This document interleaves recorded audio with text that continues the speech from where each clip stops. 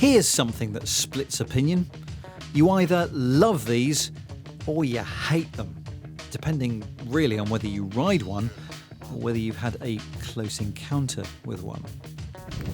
These e-scooters are powered by electric motors, and that leads to something really interesting that not many people know.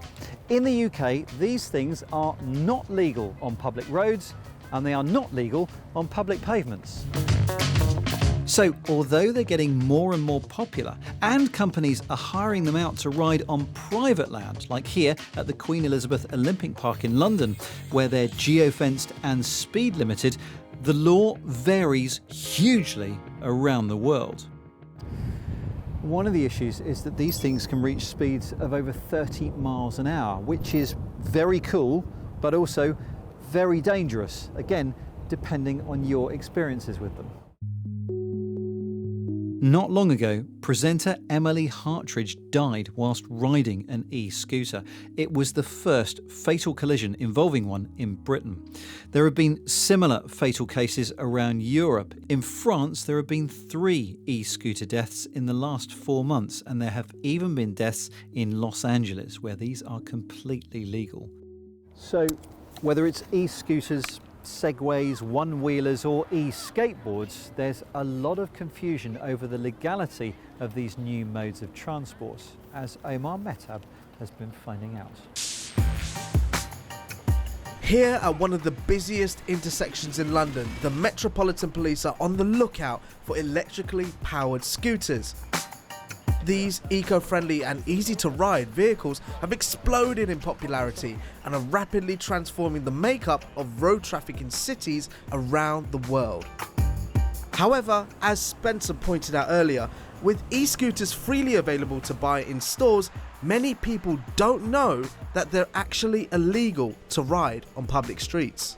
When I bought it online, they should have told us that they're illegal to ride it here.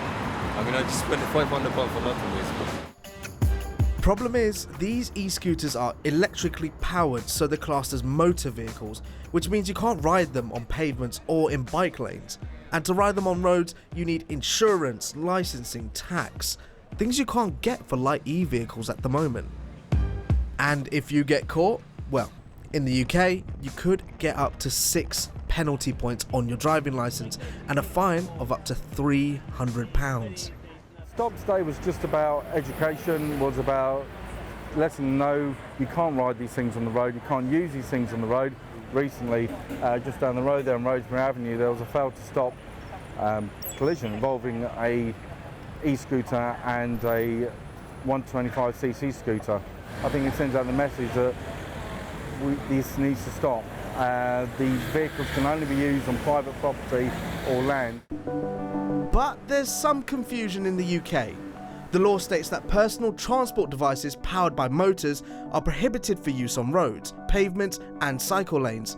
However, in the different categories listed, they don't specifically mention e-skateboards, and that is catching some people out. This man was stopped by the police on his way to work, given a written warning, and while he got away without the hefty fine, he was informed that his e-skateboard was illegal to ride.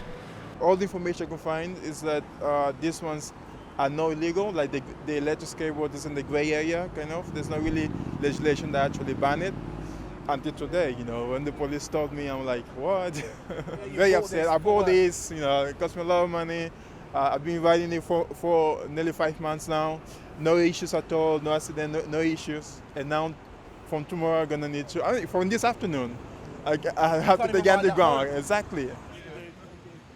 There will be queries regards to e-skateboards as well as e-scooters and other types of powered transporters, but we recognise that there was a growing trend with the use of e-scooters around London and an awareness that people weren't necessarily educated in the fact that they are actually illegal to use on the roads and footpaths. So we have issued a number of fines and also seized some e-scooters, but we are maintaining that message that we would like to educate members of the public first and foremost and sort of spread that message wide that they are actually illegal to ride on the roads, on the pavement or in cycle lanes. However, the UK isn't the only country that's grappling with restrictions on light e-vehicles. In Paris, authorities have put down strict regulations. From next month, there will be a 12 mph speed limit and a €135 fine for riding them on pavements. There's even a €35 fine for anti-social parking. But for enthusiasts, these restrictions are the last thing that they want to hear.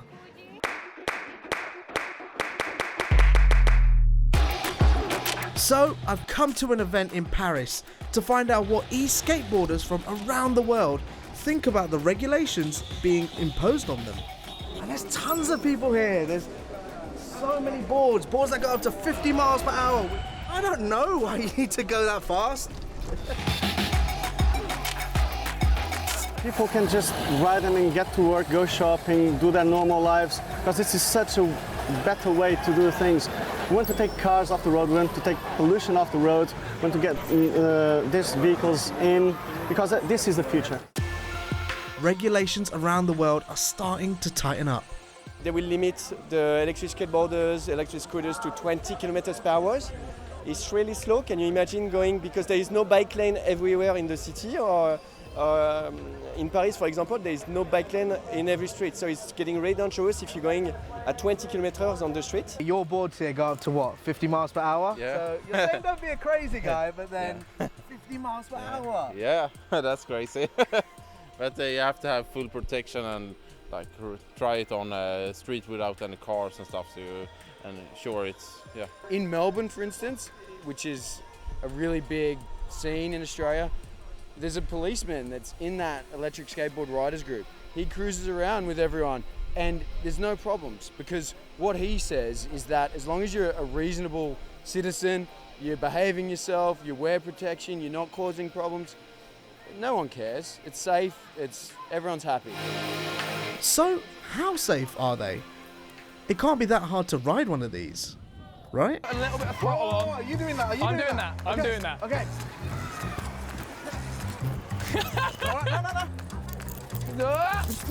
And as you can see, it isn't the easiest thing to use. And even seasoned riders can have trouble staying on. This is the thing. People can just get a board, you know, you don't need a license, you don't need insurance. So then does that make that safe enough to drive out in the road or on the pavement? Do you not need a little bit of training first or something, or just a piece of paper to say, yes, I can operate this thing safely? Because then otherwise, you're gonna crash, you know, into something or someone. Back in the UK, we contacted the Department for Transport, and they told us that they are actively examining how these light e-vehicles can be regulated for safe use on the roads. But for now, they are still illegal. So this is Michael. He's the one who first introduced me to e-skateboards, and he is a part of the community. So that is the official line of the Met. They're illegal to use on the roads and on pavements. What do you think of that? I mean, they're not wrong. As a mechanically propelled vehicle, they are illegal on the road because we don't have things like insurance or licenses for these devices. The problem is there's no legislation at the moment for that. So we can't get insurance, we can't get licenses, and at the exponential rate that the boards are being used, legislation needs to be put in place so we can get insurance. It's not like we don't want to, it's just we can't. If we can legally ride on the road with every other road user, whatever the cost, if it's legal, I'd say go for it. Right, Michael, thanks a lot for chatting to me. Appreciate it. Now, this is the BBC. It's private land, so I'm out of here.